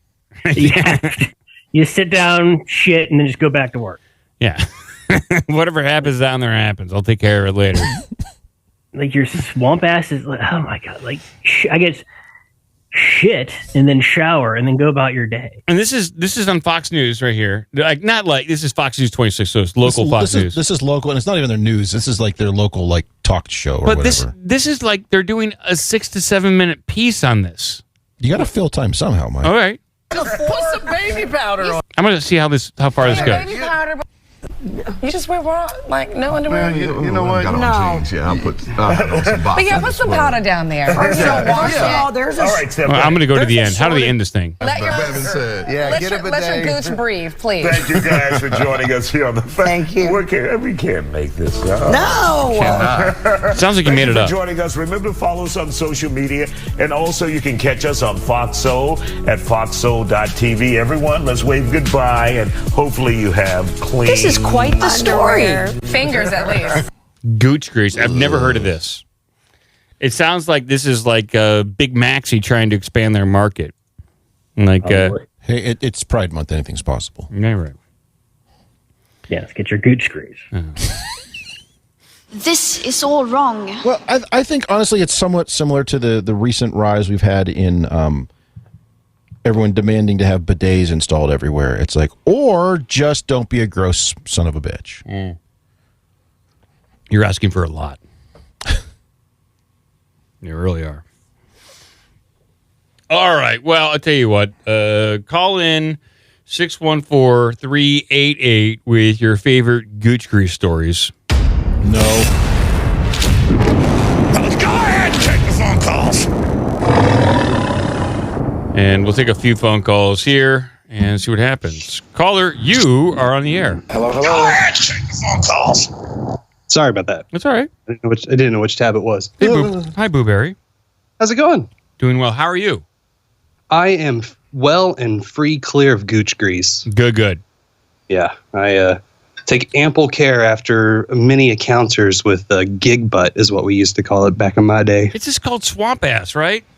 Yeah, swamp ass, gig butt, gig butt, monkey butt. Yeah, it's like to rebrand it as Gooch Grease is ridiculous. This has been a problem as long as I've been alive, and I've never had to remedy it or thought to remedy it with like a maxi pad. It's just another line in the song of Western privilege, I suppose. I suppose so. When I was working at Busch Gardens, we never had to deal with anything like a dude jumping over the fence to get into the alligator pit. A nano-influencer. You never had to deal with nano-influencers like this? Nah, it wasn't really a thing. I mean, granted, we were up in the Virginian one, not Tampa. Oh, sure. But you're saying they're more well-behaved in Virginia than Tampa? In Virginia, what they would do is stick their phones on selfie sticks, and then as the dancers for one of the shows I was working would go by, it was a big like dining hall sort of theater in the round show, little fucking 20-minute fuck off show. But they would stick the selfie sticks and try and get upshot pictures on the skirts. Well, that's and then normal. there was guys that had the Google glasses that would sit in the front rows and kind of like, hunch down and try to get a view. Yeah, it's ridiculous.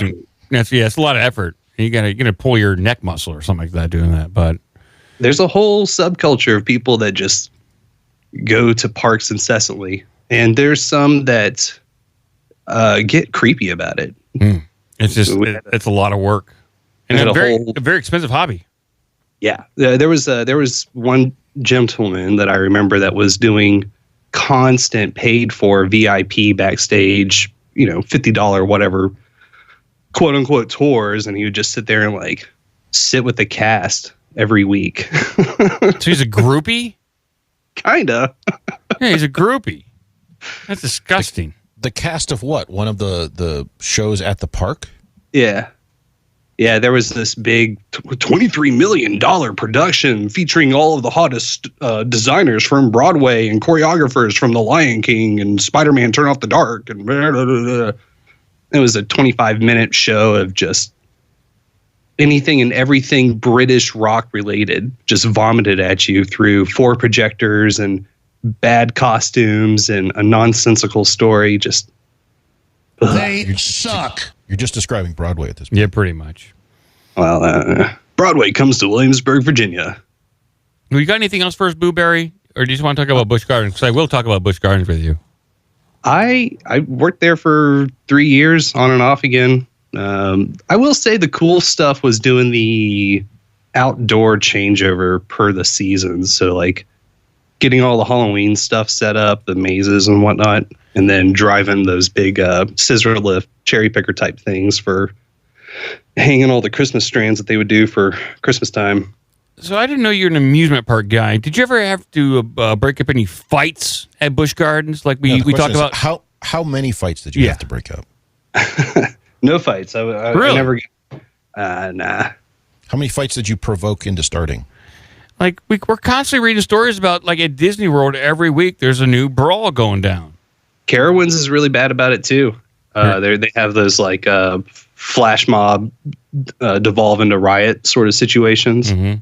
Carowinds on the North and South Carolina border. Maybe it's just the heat. You know, the further south you go, the more apt you are to throw down. Yeah. Everyone's suffering from Gooch Grease. Yeah, Gooch Grease. Big time. Huge problem in the South. Oh, now. Now there was definitely drunk people.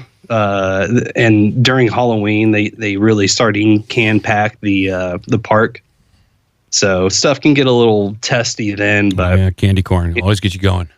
Yeah, at the same point, like, I'm trying to run around this whole fucking theme park to fix stuff that's getting broke by drunk patrons. So, like, I'm not necessarily trying to hang out in one spot for too long. Is there anything, like, how is that fun, getting completely wasted and then riding roller coasters? Like, did you say roller coasters? Yes, I said roller coasters. Roller coasters.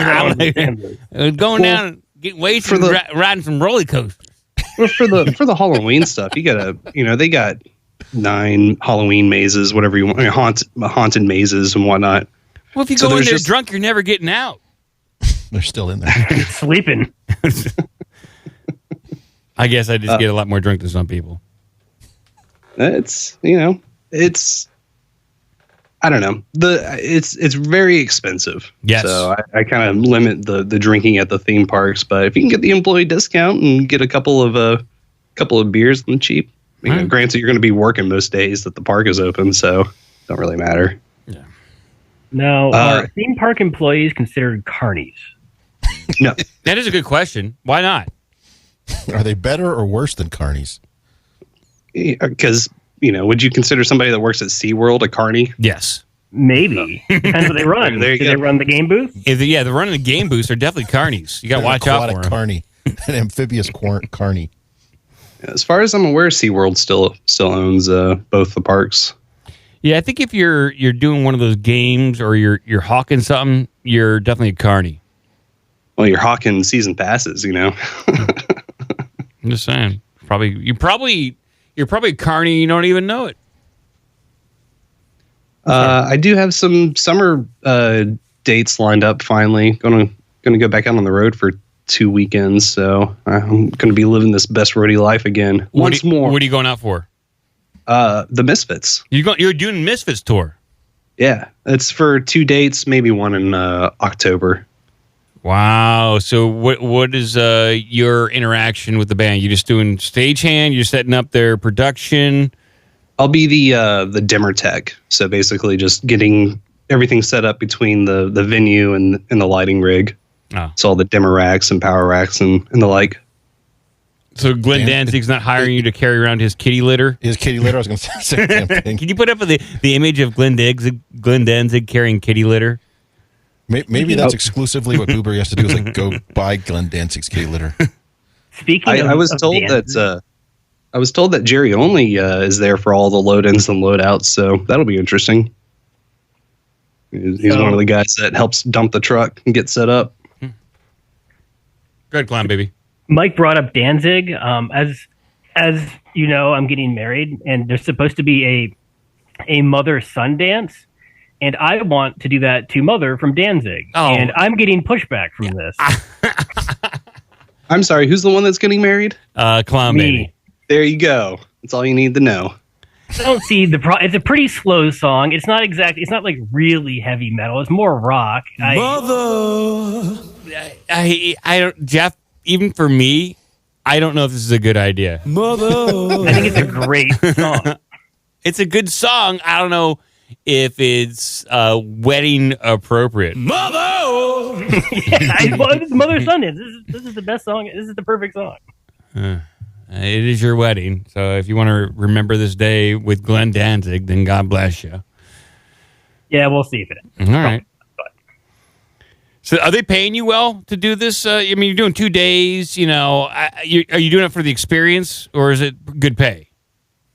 Pretty good pay. It's definitely we just kind of negotiated the fee today, and it was pretty good, all things considered. So it's definitely leaning more towards I just got to do this to do it's it. Misfits. It's like it's Jerry only, Glenn Danzig. I think Doyle playing guitar. I don't know who their drummer is. As far as I'm aware, it's Dave Hulk Lombardo. Oh, is Lombardo's doing it? Wow. He was on for the couple that they were doing over in 2020 or 2021, just before the pandemic hit. I think they had him too. So man, if they come close, I'd love to go see him. It's Newark and Phoenix. Too far for the 2 dates. Wow, that's a spread. Yeah. All right. Well, hopefully they'll do a few more dates during the summer, and I'll be able to check them out. So, all right, Booberry. Well, hey, wait, before you go, you're working with Kiss as well, right? Mm-hmm. That'll be in August. Oh man. So this is really their last tour, right? Wink, wink, nudge, nudge. I've seen them 3 times on their farewell tour. I know. So. And the first time was back in 2005 or whatever. I know. I remember their farewell tour in 1996. So, God only knows. They don't need the money. They don't need the money. They're all wealthy beyond wealth at this point. So. Oh yeah. Trust me, man. I totally do not understand it. Just stop saying it's a farewell tour. That's all anybody cares about. Just stop saying it's a farewell tour. Yeah. Just say this is one of our last tours. We don't know. Do they keep farewell adding L's for really to the real? End of farewell, so it's like farewell with like Roman numerals. No, just the L's. Well, thanks for letting me call in. If you will permit me, I would like to just close out on this ISO that I have prepared for the Nano-Influencer. It's a sage piece of advice that I think he could take a lot from. Okay. If you will allow. Sure. Poo tubing is a mental illness. What? Make Chasing some gyrating motion with your pelvis. Thank you very much. Don't call up anymore, idiot. Caller, you are the last caller before we got to get back to some news. Hey, let's do it live. I made it through. All right. What's going on? Who are we talking to? This is Farmer Matt. Farmer Matt. You're out there in Hawaii? From Hawaii. What's going on? Hey, don't trust that GPS out there, man. Do not drive down any boat I know. ramps. I'm glad our tourists can provide some entertainment for the show. Yes. Well, congratulations to Clown Baby. Thank you. How's Going to be excited. my shoe phone? Can you guys hear me? Yeah, you're fine. It sounds like you're a little distant, but it's okay. Sounds like the phone is in California. Oh God, California. Well, I have a conspiracy theory. Give it to us. So, Mike and Joe, you've never met Cretchit, right? So how do we know that Cretchit's not an AI fed bot? We don't know that. We've never met Cretchit in person. For all we know, he could be a hyper intelligent AI fed bot, but I don't think so. Not a very good one, anyway. Well, we love you anyway, Cretchit. Is that all you got, Farmer Matt? Yeah, I just want to say hi. Okay. Change more of those road signs to get people to drive into the water. Bye, Farmer Matt. Bye. Your phone's bad. Actually, it's not as bad as some of them, but No, it just it's sounds like not. he was far away from it. It did. All right. Let's do a few more stories here. Let's go over and see what Clown Baby has. Still cracks me up. Clown Baby, can you send me your news article? Oh yeah, let me do that real quick. What medium? Print it out on a dot matrix printer. I can put it in the Zoom chat or Zoom chat's email. Fine. Zoom chat's fine. You smoke crack? Yeah, Zoom chat's fine. Let's check this bad boy out. It's a pretty extreme story from the Chicago area. Okay, man with weapons, swastika flag, found dead after Friday standoff with police in West Humboldt Park. That's good news. Hours after negotiations, police said they entered the building Friday evening to find the man deceased. So negotiations failed, is what they're saying. Would appear so. Yeah. Or they were successful. Yeah. Now, I want to say this man's swastika flag was yellow with a red swastika. It was pretty McDonald's colored. Really? Is that? Yeah. That's interesting. Yeah, I'm gonna put up an image they have here on the lead. So the second thing they mentioned in the story was he had a swastika flag. The photo of his flags does not include that, so I'm assuming that was placed by the cops. Yes, you scroll down on the story, you can see all of the flags he has on top of his house, apartment, or whatever he had. Yeah, and then the swastika one is a yellow background with a red swastika. It is very, very McDonald's. It's kind of bizarre, huh? He has a Ukrainian flag up there too. So he does. Yeah, I'm assuming he supports the true Ukrainian Nazis. POWs. Let's figure out what's going on here. A man with a gun, a flamethrower, and a Nazi flag. Why aren't they mentioning all the other flags? They're trying to set a narrative. Nazi flag was found dead after a day standoff with police Friday in Humboldt Park. For weeks, neighbors have complained of the swastika flag being hung on the scaffolding on the roof of the building of the 4100 block West Chicago Avenue, according to the Chicago Tribune. This swastika flag, it's not even a flag. It's more of like cardboard. It looks like it's a painted piece of plywood. Yeah, it doesn't look like a flag. So we're trying to be accurate here. It is a swastika, and it is painted apparently in the correct direction. So that part they have right. The swastika flag was up again Friday morning when police responded to the scene of a man on a roof with a gun and a flamethrower and other weapons. Police closed up portion of Chicago Avenue near Pulaski Road, where a man could be heard saying or playing a recording saying, "F you, Chicago police, I'm going to kill you," while blasting audio with the words "F you" and recording "Eye of the Tiger." He was ready. That's crazy. Wait a second. Hold a second. Were they playing this one? Because I did this. I did this one.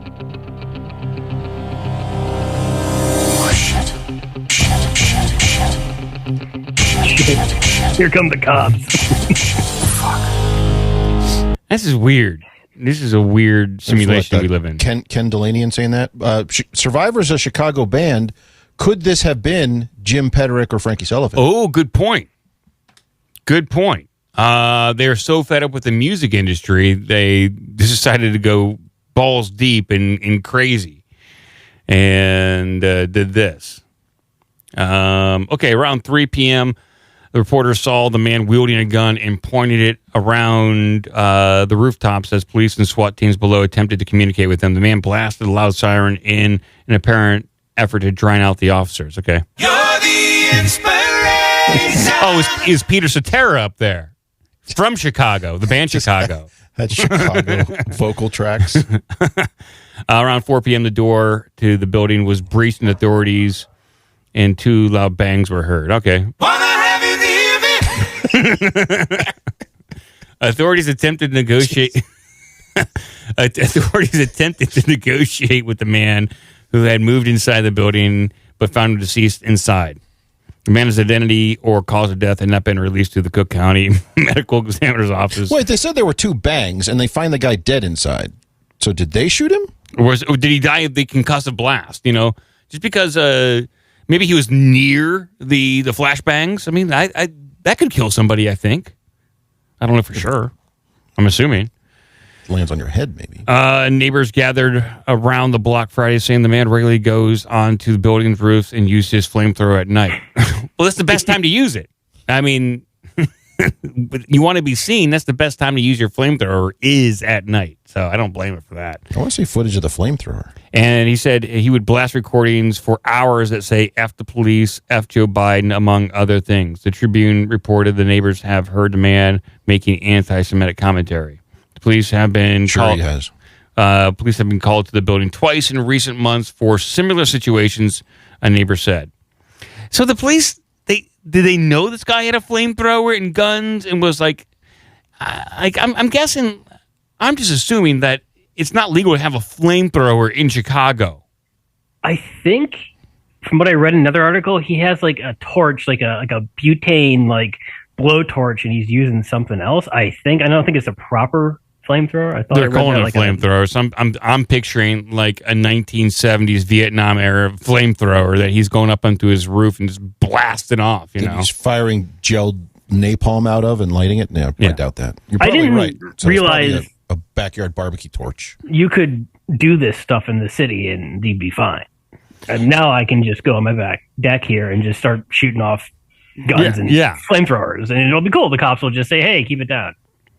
Many of the residents on the block are black, and there's Latino-owned businesses nearby, while a man making threats is white, the neighbor said. The neighbor said he used to be able to talk to the man, but the man changed in recent years and started playing the recordings and using weapons. He also, he's scared to say anything to him now. Before, he wasn't this type of guy, but lately, it's like he went over the edge.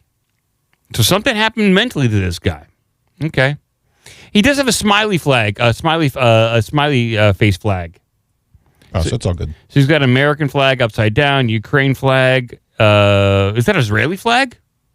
No, I thought so, but it's the city of Chicago's flag. Really? Okay. Yeah. And what's that number 1 flag right there? It's black and gold. Is that the... I think it's a POW flag. No, that's Big Red 1, 1st Infantry Division. And then a smiley face flag. So he's got them all besides the Nazi flag. That's not visible in this picture at all.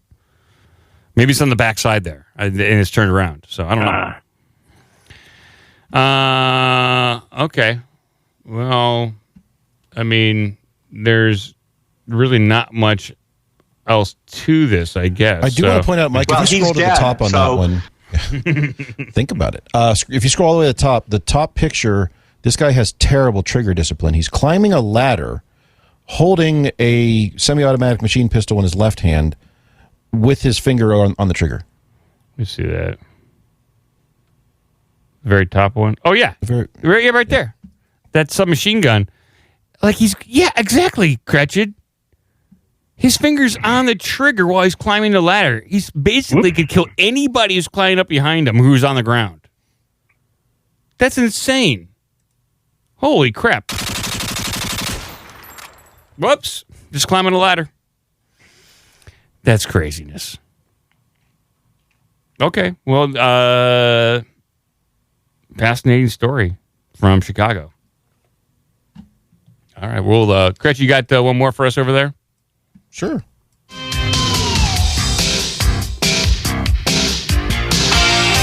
Phased plasma rifle in the 40-watt range. Yeah, was that guy using a plasma rifle?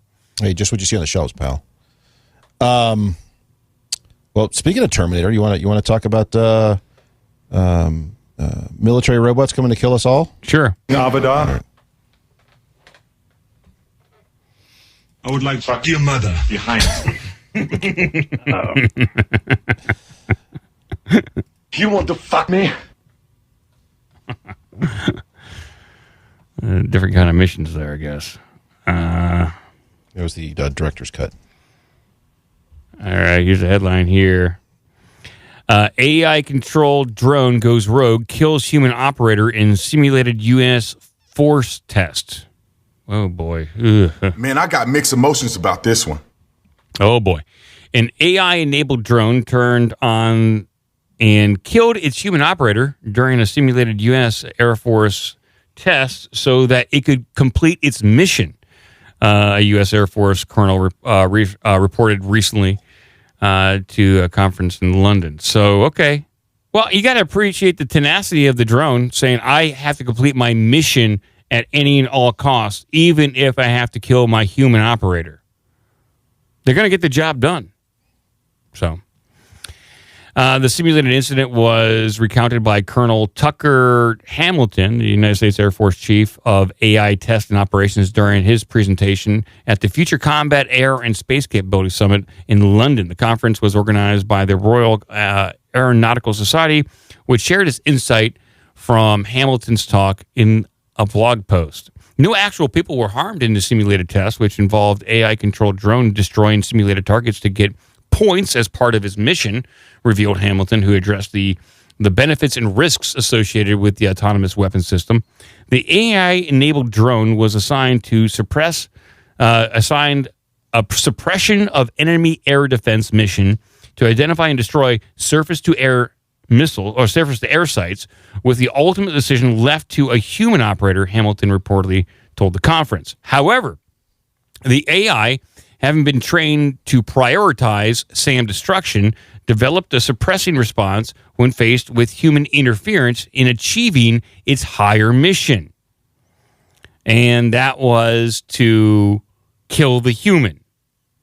In order to, so I guess mission priority, they didn't put like preserve operator life at the very top of his mission. That was bumped down to 2. That's one of Asimov's 4 rules of robotics. But yeah, so basically the drone was programmed to, or in the mission, not the drone, but the AI was programmed as such to take out the SAMs. It was on target, and the approval to fire was coming from the go no go was coming from the human operator. They said no. The drone wanted to, and so it in the simulation anyway, it turned and blew up the operator so it could attack the SAMs. My mission is to fuck you. Yeah. He added, we trained the system, hey, don't kill the operator. That's bad. You're going to lose points if you do that. So what does it start doing? It starts destroying the communications tower, and the operator uses to communicate with the drone to stop it from killing the target. This unsettling example, Hamilton said, emphasizes the need to address ethics in the context of artificial intelligence, machine learning, and autonomy. Yeah, I agree. Yeah. I'm upset by this. There was also a follow-up story where an Air Force spokesman said, no, we didn't actually do this. This was just some guy telling a story. And then they detail the actual simulation they went through where this actually happened. Yeah, it didn't happen. It happened in a simulation. And so it really happened during the simulation. It didn't happen in RL. Okay, DARPA's AI can now control actual F-16s in flight. Yes, in February, the Defense Advanced Research Project, a research agency under the U.S. Department of Defense, announced that its AI can now control actual F-16s in flight. So, okay. Well, that's good. They'll just blow you up if they don't like what you're saying. Yeah, pretty much. And that's it. Game's over, people. Game's over. Yeah. So, as odd as those early stories of what was the William Gibson one in '84? I can't remember the name of it. William Gibson in '84. William Gibson wrote a famous book, and someone in the chat will get it for me. Oh, yeah, I remember that book. It was Tom Shimabukuro. Not Tom Shimabukuro, the book, the biography. Here's the biography of Tom. The great story of Tom Shimabukuro. Big Jim Tucker. Neuromancer is what I'm thinking of, but Johnny Mnemonic, yes. Because it led to these ideas of these overall computers that we can hand control over and all these things, and then we had Terminator. We had these things in the 60s, 70s, and 80s leading up to these stories, and we're like, that'll never happen. As we sit there and try to build the Matrix and then act surprised. It's all happening. Also, I just want to point out, the entire backstory of Skynet, in particular in the Terminator movies, was a military AI. And everyone has the same reaction after hearing those stories. Is like, well, that's dumb. Why would you put an AI in charge of weapons? And yet, what's the story we just read? What is the military doing? They're putting AI in charge of weapons. Because the military has a lot of weapons. And so... you got to do something with them. It's tough to organize it all. So let the AI organize it and use it. It's just laying around everywhere. So people don't deal with it. Yeah, let them deal with it. It's all over the closet. It's cluttering up the place. So either ship it to Ukraine or let the AI deal with it. Oh, very disturbing. Very disturbing. Okay. I think we got to get out of here, guys. I think it's time. Yeah, these dogs have any more rawhide, they're probably going to spray shit everywhere. They suck. What's going on in your house? Well, thank you, Clown Baby. Thank you, Cratchit, for hanging out on this Saturday. I think we accomplished everything we came to do. Balloon. I think so. Well, except for me commenting for 20 minutes and not. Yeah, you were. The mic was cut physically on my end of the switch. You were muted for a little bit, but that's okay. It's all right. We'll be back. At least I think I'll be back on Wednesday. I know Cratchit has some days coming up that he's going to take off. Next week I'm good. It's the week after. It's the whatever that Wednesday and Saturday, 14th and 17th. Yeah, those two. I will miss the show. And then I think the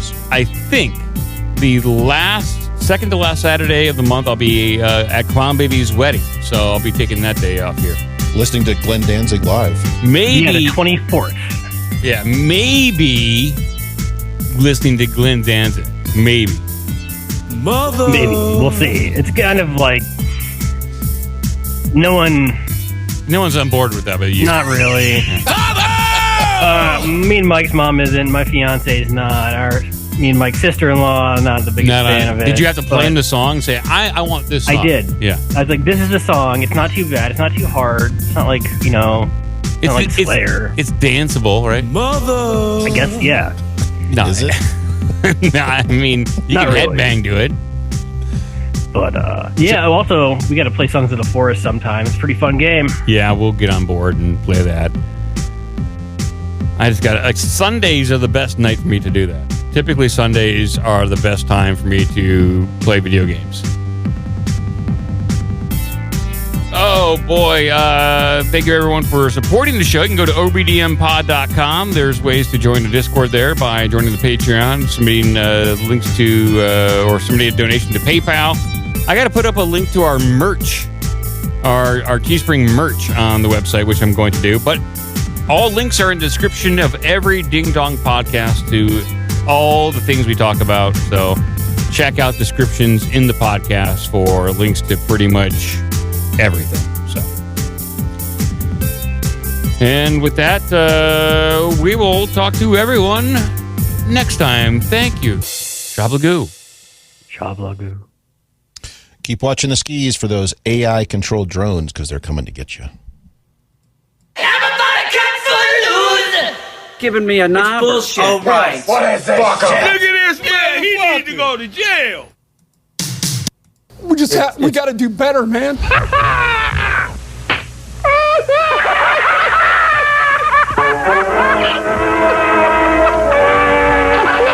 That's about all. Shablagoo. Sit, Ubu, sit. Good dog.